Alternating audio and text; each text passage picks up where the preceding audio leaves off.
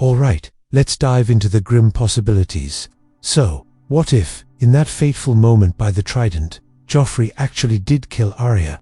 What if Nymeria was just a hair too slow? Or Joffrey, fueled by pure, unadulterated malice, was just a fraction faster? Picture this. The squabble unfolds much like we saw. Micah's getting the beating, Arya sticking up for him, Joffrey's pulling out his sword.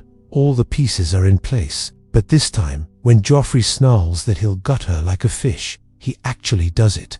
No hesitation, no Nymeria leaping to the rescue, just a swift, brutal thrust of the blade. Arya crumples. The fight goes out of her. Her eyes widen in disbelief, then glaze over. It's quick, shockingly quick. One moment she's a scrappy, defiant wolf cub. The next, she's gone. Sansa, of course, is right there. Imagine the horror etched on her face. She's been living in this fantasy world, a world of princes and chivalry, a world where everything is supposed to be beautiful and romantic. She envisioned her and Joffrey as the fairy tale couple, which she made known when she pleaded for them to stop fighting, that they are spoiling everything.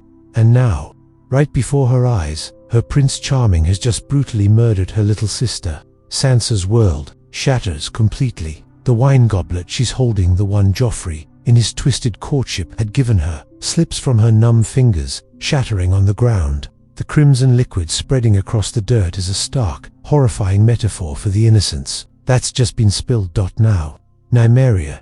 This is where things get really ugly. In the original timeline, Nymeria just bites Joffrey, defending Arya. But in this scenario, seeing her Stark companion fall, lifeless, at the feet of this golden-haired monster, the rage would be incandescent. Nymeria wouldn't just bite, she'd attack, with the same ferocity we saw Summer unleash on Bran's assassin, but amplified tenfold. There's no Arya to pull her off, no calming influence. Sansa is paralyzed, frozen in shock. The direwolf would go for the kill, teeth tearing at Joffrey's throat, claws ripping at his face. The prince's screams, initially arrogant and furious, quickly turned to panicked, desperate pleas. He's no match for a creature as powerful and protective as Nymeria. I buy the time anyone, perhaps some of the Lannister guards, spurred into action by the screams, manages to wrestle Nymeria off. It's far too late. Joffrey is dead, a mangled, bloody mess. His pretty boy face unrecognizable. Imagine the scene. 2 children, dead, one by the sword, one by fang and claw. Sansa, catatonic with trauma, staring blankly at the carnage. The air thick with the smell of blood and fear. This isn't just a scuffle anymore. This is a full-blown catastrophe. Sansa eventually will snap out of her stupor.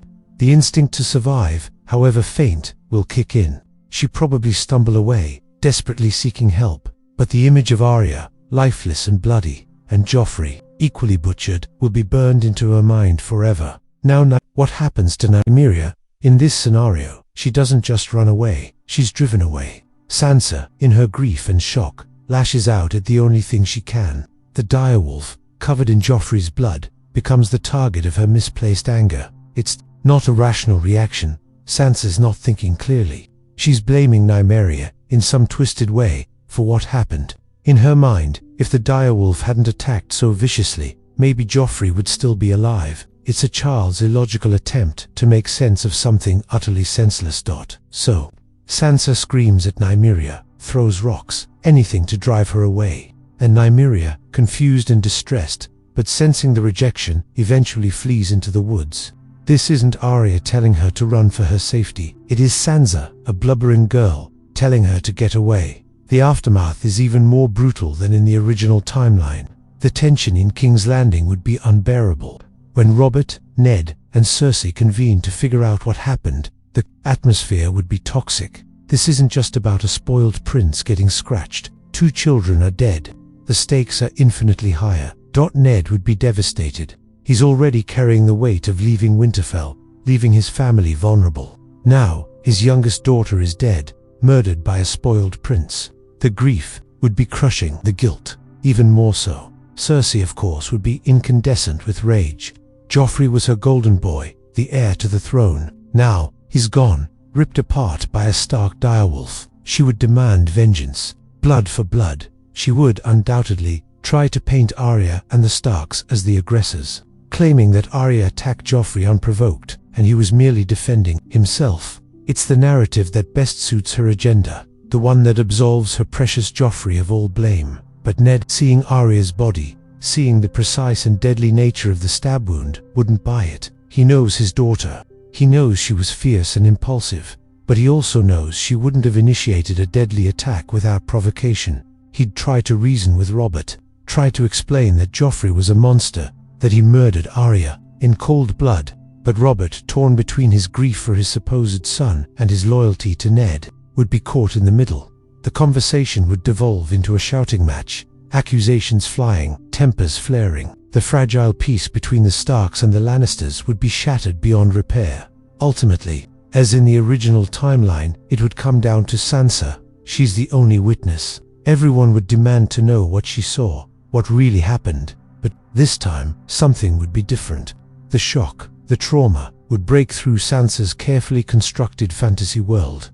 The blind adoration she has for Joffrey is gone. No longer seeing the prince as the hero in the story, she'd tell the truth. She'd recount how Joffrey antagonized Micah, how he drew his sword on Arya, how he murdered her without hesitation. She'd paint a picture of Joffrey as the cruel, sadistic monster he truly was. It would be a painful, difficult confession, but the death of her sister, the shattering of her illusions, would force her to confront reality. She couldn't lie anymore. Of course, Cersei wouldn't accept it. Even with Sansa's testimony, she'd cling to the belief that her son was innocent, that the Starks were somehow responsible for his death. She might even accuse Sansa of being complicit in Arya's attack, a traitorous Stark girl who orchestrated the whole thing. Cersei would demand punishment. She'd demand that Sansa be held accountable, that she'd be made to pay for her treachery. She'd likely even demand that Lady Sansa's direwolf be killed as well, a blood price for the prince's life. But Ned, having already lost one daughter, wouldn't allow it. He'd put his foot down, refusing to sacrifice Sansa or Lady to Cersei's vengeful rage. He's already failed Arya. He won't fail Sansa too. Robert, exhausted and emotionally drained, would likely side with Ned. He's grieving for Joffrey, but he also recognizes the injustice of punishing Sansa for telling the truth. However, he is torn in that he wishes to placate Cersei, so he is on a slippery slope. The tension would be unbearable. Ned would realize, with a chilling certainty, that his wife Catelyn had been right all along. The South was a dangerous place for Starks. He shouldn't have come. Looking at the lifeless body of Arya, he'd decide that he couldn't stay in King's Landing any longer. It wasn't safe for him. It wasn't safe for Sansa. He had to get them out. So he would renounce his position as Hand of the King. He'd tell Robert that he was going back to Winterfell, that he could no longer serve a king who was surrounded by such treachery and malice. He'd take Sansa and Lady and leave King's Landing as soon as possible, knowing that he was leaving behind a viper's nest. Back in Winterfell, the news of Arya's death would be devastating. Catelyn, already consumed with fear for Bran, would be utterly heartbroken. The loss of her spirited, defiant daughter would be a blow from which she might never fully recover. Robb would be consumed with grief and rage. Jon Snow, at the Wall, would feel a deep, gut-wrenching sense of loss. Arya was the sibling he felt closest to, the one who understood him best. The North would be simmering with discontent, with a burning desire for revenge. However, with Joffrey dead, there would be no immediate call to arms, not yet, but the seeds of rebellion would be sown. The Starks would be deeply suspicious of the Lannisters, convinced that they were somehow responsible for Arya's death. The fragile peace between the North and the South would be hanging by a thread, and here's another key element: the attempted assassination of Bran. Ned, returning to Winterfell, would find his son recovering from a near-fatal fall. The attempted murder, coupled with Arya's death, would only confirm his suspicions that the Lannisters were plotting against his family. Without Catelyn traveling south, she will never meet Littlefinger, thus causing this element in the chain of events to fall into disarray. This time, there is no Littlefinger to manipulate events. The Starks will never be as completely set on the Lannisters as they were in the initial timeline. It is more likely that a period of calm will settle and give the impression that they were wrong about any foul play. It's a powder keg waiting to explode. Now, fast forward a bit. Robert still dies, likely due to Cersei's machinations. Tommen becomes king, with Cersei as regent, and Cersei, fueled by grief and vengeance, will see the Starks as a threat that needs to be eliminated. With Cersei now in a seat of power, She will proclaim that the Starks swear fealty to Tommen, which will be received badly by the Northern Lords. Stannis will see this as an opportunity to gain allies in the north. Will the Starks believe it? I think the Starks would believe Stannis. It fits with the other dark events, even if some of them were manipulated. It's why Bran was almost killed. 2. He saw something he shouldn't have, and it provides a strong motive for Jon Arryn's death. 2. Ned is not the king of the North, and will not seek to create a new country. He's loyal to the Seven Kingdoms. His family means too much to him now for him to start a war with so little support, and because Theon has someone to look up to, Winterfell is safe. The Greyjoys will never take it. The War of Five Kings will be extremely different. Stannis, with all of his men from the North and Riverland and Stormlands, will have a much bigger army, and because Tywin is the Hand, Tyrion will never come up with the plan to set fire to the Sea. Without that wildfire, the Baratheon ships will all live. Stannis, with the larger armies at his beck and call, will march to King's Landing and take it. Ned Stark will fall in battle to Jaime Lannister, and later, Jaime will be overwhelmed and die. 2. Cersei will poison her and Tom Men. That will leave Shiren as heir to the Baratheon throne. So Stannis, to ensure his power, will offer Shiren to Robb Stark. Robb is betrothed to the Frey girl and will not break that vow, so he will have to betroth his younger brother Rickon to Shiren. Rickon will be sent to the capital to be raised with his wife Tubi. What happens next? Well, Robb will focus on rebuilding the North while Stannis and Shiren take the Iron Throne. Things will never be the same. Alright, so, where were we? Oh yeah, complete and utter chaos. Nymeria, a whirlwind of fur and teeth, has just taken down Prince Joffrey Baratheon. Seriously, rewind that mental tape. Arya's dead, brutally murdered by a spoiled brat, and now he's dead too, courtesy of a very angry direwolf. King's Landing is about to have a meltdown of epic proportions, like someone dropped a disco ball into a powder keg, and all the champagne's on fire. The scene. Imagine it. Joffrey sprawled on the ground, a crimson stain blooming across his expensive tunic. Sansa, still reeling from witnessing her sister's murder, is now staring down at the lifeless body of the man she thought she loved. Shock doesn't even begin to cover it. It's like her entire world just imploded, leaving behind a debris field of shattered dreams and very, very real blood. The royal court, pandemonium. You've got nobles screaming, guards drawing their swords, ladies fainting because apparently that's what ladies do in these situations, and the ever-present undercurrent of simmering political intrigue bubbling to the surface. It's a real-life Shakespearean tragedy, except way more violent, and nobody knows how to write a satisfying resolution. Cersei, predictably, is the loudest. Her grief and rage combine into a sonic weapon, capable of shattering glass and probably small woodland creatures. My son, she wails, clutching at Joffrey's body like she can somehow will him back to life, which, spoiler alert, she can't. No amount of Lannister gold or royal decrees is going to undo this mess. Robert, meanwhile, is just ... deflated. He's seen war, he's seen death, but this is different. This is his son, even if he wasn't the best father. This is a kid, even if he was a sadistic little monster. It's a tragedy on a personal level that hits him way harder than any political implication could. He stumbles back, looking like he's aged 10 years in the last 10 seconds, and frankly, who can blame him? And then there's Sansa. Poor, sweet, naive Sansa. All eyes are on her. She was there, she saw everything, and now, she's the key to unlocking this whole twisted situation. Robert, his voice thick with a mixture of grief and command, turns to her. Sansa, tell me what happened. Tell me everything. It's the moment of truth. She could lie. She could try to protect Joffrey's memory, cling to that fairy tale image she's so desperately trying to maintain. But looking down at Arya's lifeless eyes, something inside her finally snaps. The scales fall from her eyes, the princess fantasy crumbles, and she sees Joffrey for what he truly was, a cruel, entitled bully who got exactly what he deserved. With a trembling voice, she begins to speak. It started with Micah. She stammers, her voice barely a whisper. The crowd, initially a cacophony of noise, slowly begins to quiet down. All ears are on Sansa. She recounts the story.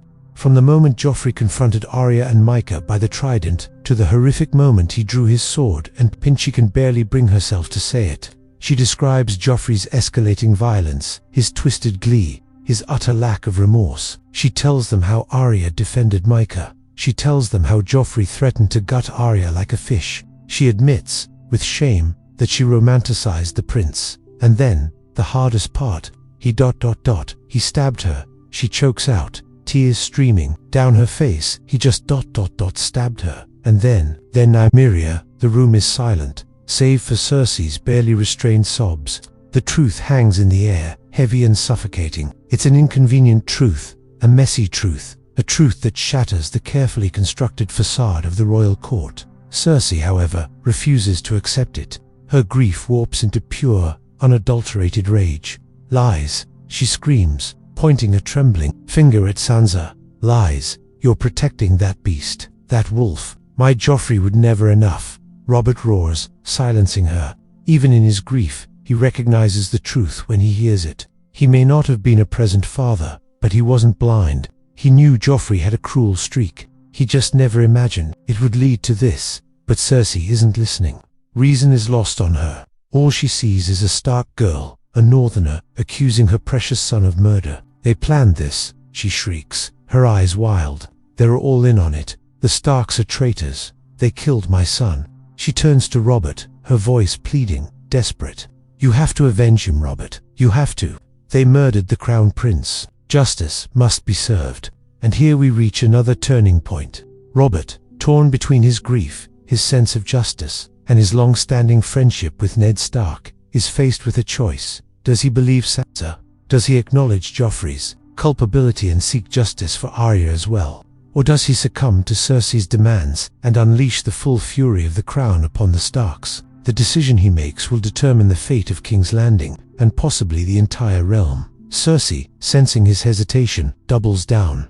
That wolf, that Nymeria, it needs to be found. It needs to be killed. And that Stark girl. She glares at Sansa, her voice dripping with venom. She needs to be punished. She was there. She saw it happen. She's an accomplice. She's demanding vengeance, blood for blood.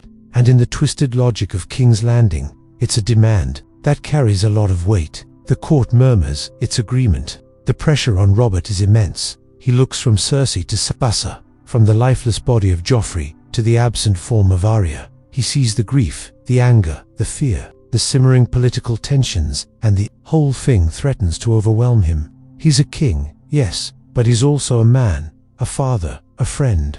And right now, he's not sure which role to play. The silence stretches, thick and heavy. The fate of Sansa, the fate of the Starks, the fate of the realm hangs in the balance.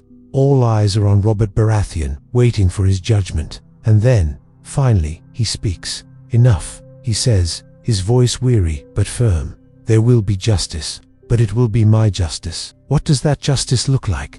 That's the million-dollar question. But one thing is certain. King's Landing is about to become a very, very dangerous place. The Game of Thrones, already brutal, is about to get a whole lot bloodier. And Stark, caught in the middle of it all, is about to learn a harsh lesson about the true nature of power, betrayal, and the cruel realities of a world where even princes can die. And sometimes, they deserve it. So, what happens next? Well, stick around, because we're about to find out. Okay, so Ned is back in Winterfell. But things aren't exactly sunshine and rainbows, are they? Let's dive into the fallout of Arya's death, and how it shapes the North. So, picture this. Ned, utterly defeated, rides back to Winterfell. He's got Sansa in tow, and let's be honest, she's probably a shell of her former self. She's seen some serious stuff no young girl should ever witness, and all her dreams of courtly life have been shattered. The journey back is probably silent, maybe punctuated by Sansa's quiet sobs. Ned's lost in his own thoughts, a million different regrets swirling in his head. He's questioning everything, his honor, his judgment, his decision to leave Winterfell in the first place. Catelyn was right. He knew it then, but now the weight of it is crushing him. And Winterfell itself, it's not exactly a welcoming sight. The Stark banners are there, the stone walls are familiar, but there's a pall hanging over everything. The news of Arya's death has obviously reached Winterfell before they did. Think about the people, the Stark household. They're all wearing grim faces, their eyes filled with a mixture of grief and anger. The North remembers, and they're not going to forget what happened to Arya. Ned dismounts, helping Sansa down. The courtyard is eerily silent. Even the hounds are subdued. He sees Roderick Castle, his master Atta, approaching, his face etched with concern. There's a brief, almost imperceptible nod between them, a silent acknowledgement of the tragedy. But then, he sees Catelyn. She's standing at the entrance to the great hall, her face pale and drawn, but it's her eyes. They're red-rimmed, swollen with tears, and filled with an almost unbearable sorrow. She doesn't run to him, doesn't embrace him. She just stands there, frozen, her gaze fixed on Sansa. It's a heartbreaking reunion, a silent accusation hanging in the air. Ned slowly walks towards her, each step heavy with guilt. "Cat," he begins, his voice hoarse, but she cuts him off, with a shake of her head. "Arya," she whispers, her voice barely audible. It's not a question, it's an accusation. Ned's silence is all the answer she needs. Catelyn's composure finally breaks. She lets out a sob, a raw animalistic sound that tears through the courtyard. She turns and flees into the great hall, leaving Ned standing there, his heart breaking all over again. He knows what he has to do. He has to find her. He has to try to explain, even though he knows there are no words that can possibly ease her pain. He finds Catelyn in their solitude, kneeling before the heart tree carved into the wall, tears streaming down her face. She's clutching a small, worn doll, probably one of Arya's old toys. The atmosphere is thick with grief, with a sense of profound loss. It's almost suffocating. "Cat," he says softly, kneeling beside her. He reaches out to touch her, but she flinches away. "Don't," she says, her voice choked with emotion. "Don't touch me. You brought her there, Ned. You took her away from me." He winces, the words like a physical blow. "I know," he says, his voice barely a whisper. "I know, I made a mistake." "A mistake," she repeats, her voice rising in anger. "Arya is dead, Ned, dead, and you call it a mistake." "I never wanted this to happen," he pleads, trying to explain. "I thought I was doing what was best for the family, for the North. I thought I could protect them." "Protect them," she scoffs. "You failed, Ned. You failed to protect our daughter. You failed me." He hangs his head, unable to meet her gaze. He knows she's right. He did fail. He brought them all to King's Landing, into the Viper's Nest. And now Arya is dead because of it. "What happened?" Catelyn asks, her voice suddenly softer, almost pleading. "Tell me everything."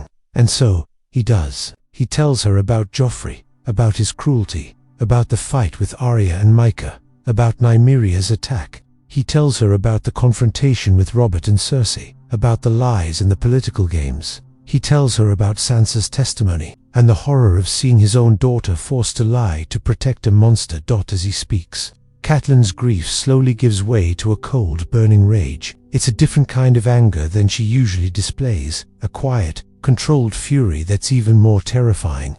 "The Lannisters," she says, her voice low and venomous. "They're responsible for this. They murdered my daughter."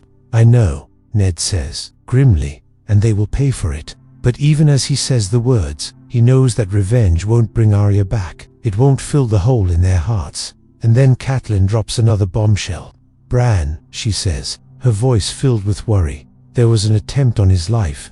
Ned's head snaps up, his eyes widening in alarm. "What? When?" She tells him about the assassin, about the Valyrian steel dagger, about her suspicions that the Lannisters were behind it. She tells him everything she knows, piecing together the fragments of information she's gathered.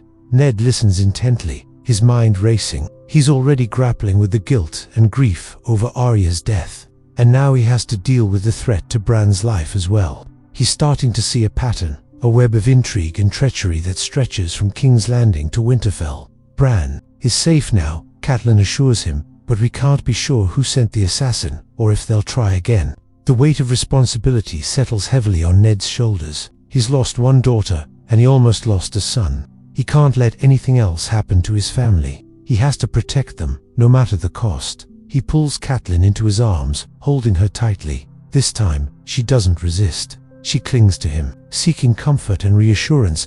"I'm going to find out who did this," he says, his voice filled with determination, "and I'm going to make them pay."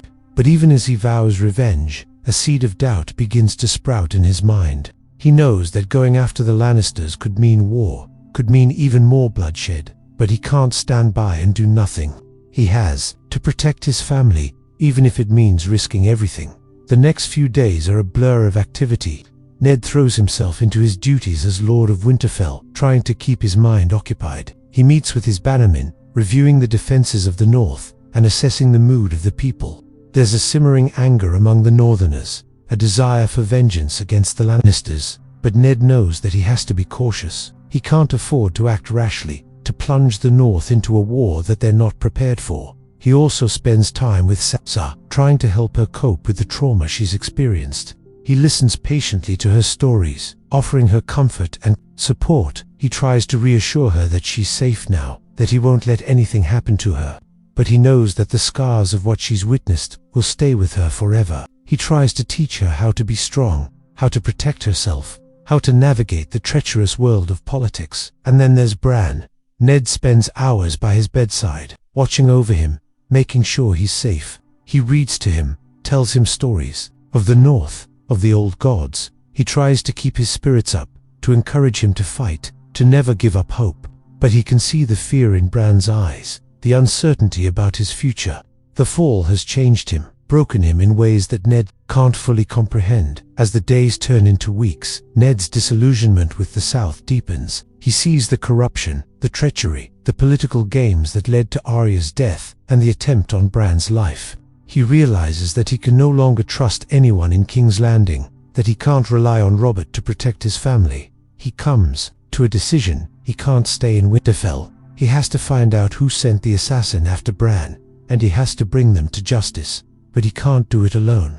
He needs help. He needs allies. He decides to reach out to Stannis Baratheon. He remembers their conversations in King's Landing about Stannis' sense of duty, his unwavering commitment to justice. He believes that Stannis is the only one he can trust to do what's right. He sends a raven to Dragonstone, informing Stannis of Arya's death and the attempt on Bran's life. He tells him about his suspicions that the Lannisters were involved, and asks for his help in uncovering the truth. He waits anxiously for Stannis' reply, knowing that the fate of his family, and perhaps the entire realm, may depend on it. Ned is in his solar, poring over maps of the north, when Roderick Castle enters the room. "My lord," Roderick says, his voice grave. "A raven has arrived from Dragonstone." Ned looks up, his heart pounding in his chest. "What does it say?" Roderick hands him the message. Ned reads it quickly, his expression growing grim. "Stannis believes me," he says, his voice barely a whisper. "He's willing to help. What does he want us to do?" Roderick asks.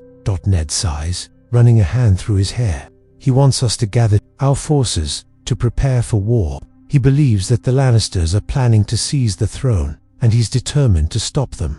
Roderick nods grimly.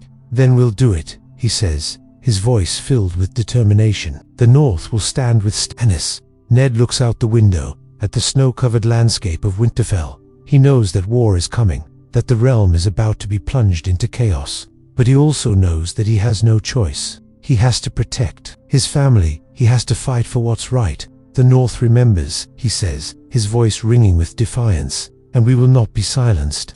"All right." So Ned's back in Winterfell, heartbroken and angry. Catelyn, as you can imagine, is absolutely devastated by the loss of Arya. You know, she already had the stress of Bran's fall. Now this, it's just brutal. I imagine there are some incredibly difficult conversations happening behind closed doors. But let's talk about the bigger picture. With Robert dead, and Tommen now theoretically on the throne, the realm is about to get a whole lot more unstable. And you know who's not going to let the death of Joffrey go unpunished? Cersei, Lannister. So, here's what I think happens. Shortly after assuming power, or rather, having power assumed for her, Cersei sends a raven north. It's basically a declaration of war, disguised as a royal decree. First, she demands that Ned swear fealty to King Tommen, which, you know, as Lord Paramount of the North, he's technically supposed to do anyway. But second, and this is the real kicker, she demands that Ned and Sansa stand trial for the murder of Prince Joffrey. Yeah, you heard that right. Cersei, blinded by grief and rage, is doubling down on the Starks' irresponsible narrative. Even though Joffrey's dead and Arya is dead, she's not letting it go. She needs someone to blame, and the Starks are the perfect target. It's likely that Tywin would try, and most likely fail, to dissuade her from doing this because a fight with the North may not be the smartest idea. Yes, this is a guy who started a conflict over his son. He didn't even like getting captured. But Joffrey is a different story. He murdered someone, then died himself. The matter should be closed by now. But here's the thing. While Cersei is busy plotting her revenge, another player is making his move. Remember Stannis Baratheon? He's still out there, on Dragonstone, nursing his claim to the Iron Throne. In the original timeline, Ned Stark was one of the first people to learn about the illegitimacy of Cersei's children, a secret that ultimately led to his downfall. But in this timeline, Ned's in Winterfell, isolated from the political intrigue of King's Landing. So how does he find out? Well, Stannis, being the meticulous and duty-bound guy that he is, isn't going to just sit around waiting for people to come to him. He's sending letters, lots of letters. Letters to every major house in Westeros, outlining the evidence, the lineage, the whole shebang. It's basically a meticulously researched PowerPoint presentation. WESTEROS-style. So, Ned gets one of these letters, and at first, he's probably skeptical. I mean, it sounds like a conspiracy theory, right? But then he starts thinking about it. About Joffrey's cruelty, well, everything. And about the attempted murder of Bran with the Catspaw dagger. And things start to click into place. It adds a motive to Bran's two attempted murders. Maybe he saw Cersei and Jaime, and that's why he fell from the tower, because they pushed him. We saw in canon that Catelyn found one of Cersei's hairs in the tower that Bran was pushed from, and they already know the Catspaw dagger is Valyrian steel, and therefore very expensive. And with the Lannisters being the richest family in the realm, it doesn't take much to connect the dots. Even if the Catspaw wasn't sent by them, this also provides a motive behind the murder of Jon Arryn. Jon Arryn and Stannis were working together, so if Jon Arryn knew the truth, it would make sense that the Lannisters had them killed to cover up their secret. Even though that was Littlefinger and Lysa, the evidence would be damning. And I could see Ned signing on without a second thought to support Stannis as the rightful heir. It all adds up. And more importantly, what's the alternative? Swear to the Lannisters, the people who, in his mind, are responsible for the death of his daughter and the attempted murder of his son? Absolutely not. So, Ned makes a decision. He throws his support behind Stannis Baratheon. This is huge. Think about it. Stannis, in the original timeline, had a relatively small army. He had Dragonstone, some support in the Stormlands, and that was about it. But now he has the North, the entire North. That means Winterfell, the Northern Lords, and, crucially, the Northern Army.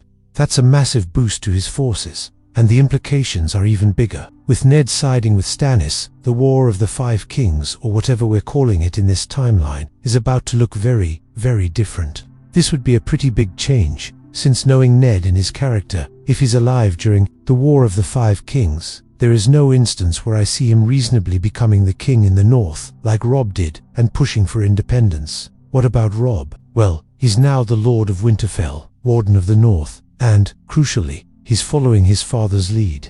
He understands the threat posed by the Lannisters and the importance of a stable, just ruler. He's now in command of the Northern forces. He's committed to Stannis' cause. He's probably got ice strapped to his back, ready to fight for what he believes in. But let's talk about Theon Greyjoy. Ned Stark, alive and well, is the glue that keeps this alliance together. Theon views Ned as a father figure, and with him not dead and being a more constant figure in his life, his presence will have more lasting effects on Theon and his mindset. I also don't think Ned would let Theon go back to the Iron Islands to get help from Balon either. While I'm sure he cares for Theon, he doesn't see him in the same way that Robb does. They didn't grow up together. He hasn't forgotten that Theon is a political hostage meant to keep Balon in check. So while he'll treat him with respect, he won't be as accommodating as Robb is. Not to mention Stannis has ships of his own, and if they support him, they may not even need Balon to begin with, like Robb did. Balon would most likely still be planning to join the war for himself, and that's an entirely different issue. Theon is a political hostage, and his life is meant to keep Balon from acting out. But even in canon, before Theon was sent home by Robb, Balon was already making plans to fight and attack the North. This would essentially put his son's life at risk, and he doesn't seem to care. He doesn't even seem to care what Theon comes home to be honest, either. The issue here is, if Balon still makes his move, Theon's life becomes forfeit. So, it begs the question, will Ned kill Theon to get back at Balon? Because that's the whole point of having him as a political hostage. His life is meant to be a threat, a sword over your head. I feel like it would be a really complex issue, because Robb wouldn't want Theon to die if he's done nothing wrong. And that would pretty much be the argument. Is it really fair for Theon to die just because of something his dad did? Now, knowing how much Ned preaches about honor and keeping your word, it could make sense, and potentially be used to argue that he would kill Theon because of this. But another facet of Ned's character is his mercy to the innocent. Like the Targaryen children, Rhaegar's family, even though Rhaegar took his sister and the kids were political threats, he didn't think they deserved to die. This also goes for Daenerys. Despite the threat she poses in the future, he's still against killing her since she has done nothing wrong. She's a child. I believe this would apply for Theon as well. Should his father rebel, even though he's a hostage, Theon is innocent. He hasn't done anything wrong, and, up until now, he's been very loyal, so killing him may not be something that Ned even wants to do. Not to mention, his death would probably be pointless as well. If Balon was willing to act like this with his son's life still in potential danger, why would his death deter him at this point? So, I don't see Ned killing Theon, and since Theon stays loyal, it's unlikely that Winterfell gets taken, because taking Winterfell was Theon's plan and an effort to prove himself to his father. He lived with the Starks for years, so he knew what to do and what places to attack, to spur them into action, and that way he would have an easier time taking Winterfell. If he's not around, then this doesn't happen, and it takes away an opportunity for the Boltons to turn on the Starks. The Ironborn pretty much follow along with Balon's original plan, which was raiding smaller northern areas and taking coastal forts, which did not work out too well originally, but I digress. But back to the overall war. With the North backing Stannis, the other houses start to take notice. The Riverlands, still reeling from the chaos in the south, are likely to side with Stannis as well. They remember Ned Stark's honor, his commitment to justice, and they sure as heck don't want to be on the bad side of the North. So, we're talking the North, the Riverlands, maybe even some of the Swamplands, depending on how things play out with Renly. Stannis is suddenly looking a lot more formidable. The Tyrells, though, will still be a wild card for the time being now.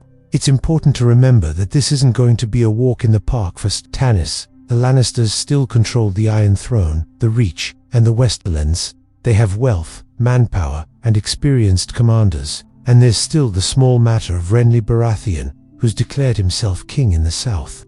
And of course, there's the situation with Walder Frey. With Ned around, there is no way he's letting Robb break his oath for Talisa, so most likely, Robb gets engaged to Rosalind Frey as a means to bribe Walder. This sets the stage for a massive, brutal conflict that will engulf Westeros, a conflict where alliances will shift, loyalties will be tested, and the fate of the Seven Kingdoms will hang in the balance. One of the reasons Jaime was out there is because he was helping Tywin raid the Riverlands. Because Tyrion got captured, Tywin gave Jaime command of half of their forces and then sent him off. But with Tyrion never being captured, the Riverlands are never raided, so Jaime would probably stay in the capital with his family, doing his duty as a king's guard. Though, even if the Whispering Wood doesn't happen, there would definitely still be some fights here and there. But the one I'm sure we want to know the most about is the Battle of the Blackwater. How would things go here? In canon, Stannis almost won and took the city. It was only after the Stark-Lannister forces showed up that he lost. But this time, Stannis has a bigger army, people from the Stormlands, the Riverlands, the North Putin. This time around, the tactics used in the original battle by Tyrion might not be employed here. With Tywin becoming Hand of the King much sooner, Tyrion is never in that position of power. While he would be at court, he'd take a back seat to his father, and may not even have a seat on the council. He'd be kept at a distance. His reduced political importance could affect some of his decisions, like making Lancel into a spy for his sister, which wouldn't even be possible if he wanted to do something like that. Since it's unlikely that Lancel even has a physical relationship with Cersei that Tyrion can exploit, like he did in the canon timeline. In the show, Lancel only starts fooling around with Cersei when Jaime gets captured, but this entire time, he's remained in King's Landing, alive and well. Not to mention, one of the reasons Lancel even agreed to this is because Tyrion threatened to tell Joffrey about what he was doing with Cersei. But Joffrey is dead, and Tommen is a child, so he doesn't have much leverage if he did go down that route. This is pretty important, because Lancel is the one who told Tyrion about the wildfire that Cersei was manufacturing. If Lancel isn't a spy, then Tyrion doesn't find out about the wildfire, and he can't come up with a plan to use it in defense of the city. He can't use it to burn Stannis' fleet. Not to mention, if Tywin is around, it's unlikely that Tyrion will even be leading the charge to battle to begin with. So this is a very different conflict, and much bigger than it was before. Mind you, Stannis has more men, not just from getting help from the north, but also because his ships end up surviving. The Lannisters and Tyrells will still end up working together, though in canon Stannis almost won this. But I think, in this timeline, Stannis would actually win and take King's Landing. Not without losses though. People would end up dying here. One of them, I would say, is Ned.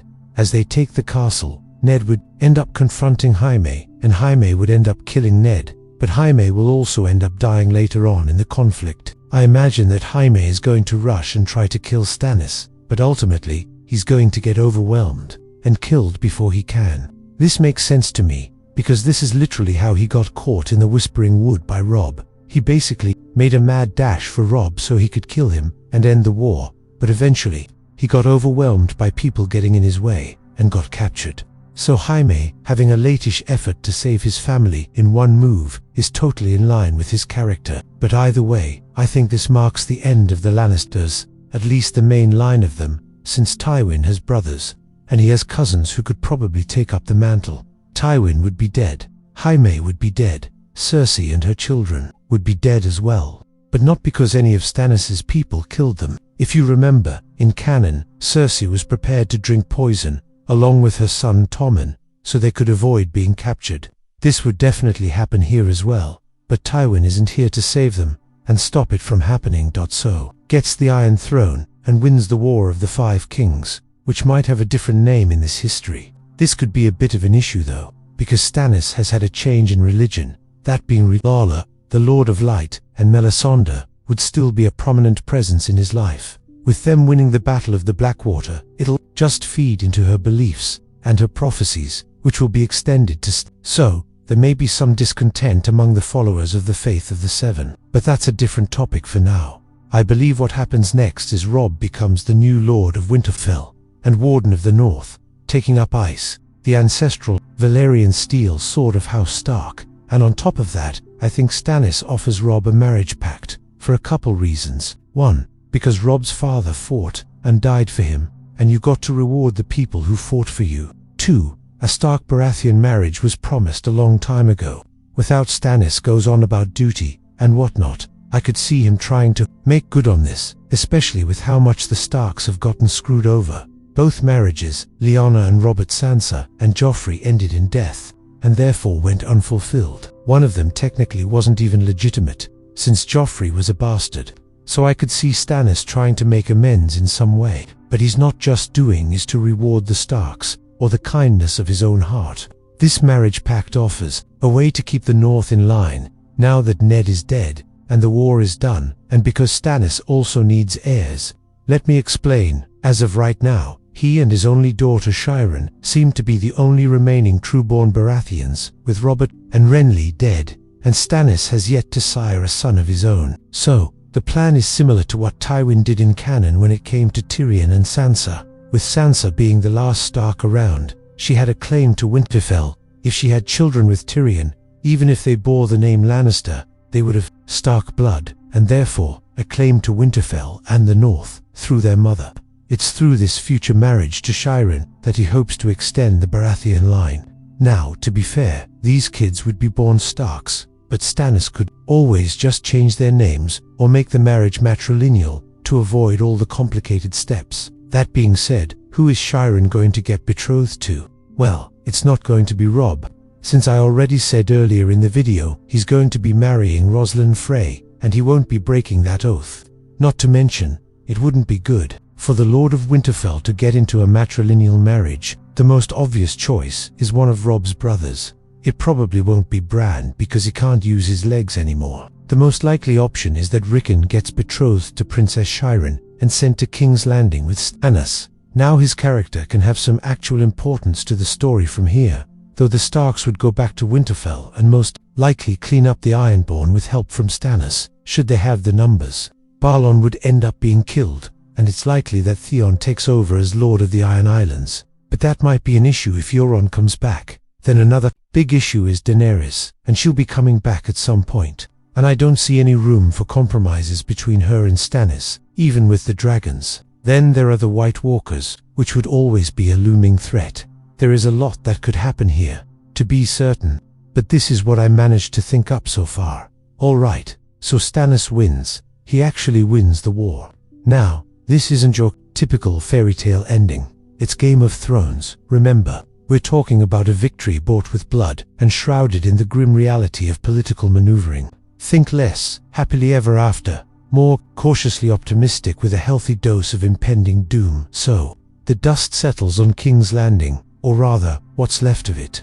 The Battle of the Blackwater, or whatever suitably epic name history will bestow upon it in this altered timeline, is over. Stannis Baratheon, with the combined might of the North, the Riverlands, and a good chunk of the Stormlands at his back, sits, or rather, perches uncomfortably, on the Iron Throne. But victory, as always, comes at a price. And in this scenario, the price is Ned Stark. Yeah, I know, devastating, right?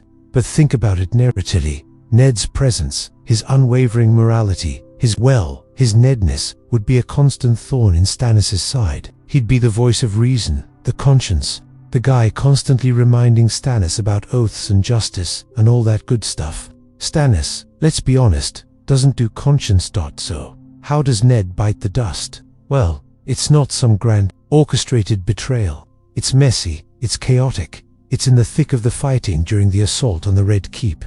Picture this. Stannis' forces are clashing with the remnants of the Lannister Guard, a desperate, last-ditch defense. Jaime Lannister, ever the Kingslayer, ever the impulsive knight, sees Stannis as the man who has destroyed his family, the usurper who has stolen what is rightfully theirs. Driven by rage and a desperate need to protect what's left of his legacy, he makes a beeline for Stannis, a whirlwind of gold and fury. Ned, ever the honorable protector, steps in. He's not going to let some Kingslayer butcher the rightful king, even if that king is Stannis Baratheon. A clash of steel, a desperate struggle, and in the blink of an eye, Jaime's Valyrian steel blade finds its mark. Ned falls, not in some noble sacrifice, but in the brutal reality of war. He buys Stannis the time he needs, but that comes at the ultimate cost. But Jaime doesn't make it out alive either, overwhelmed moments later.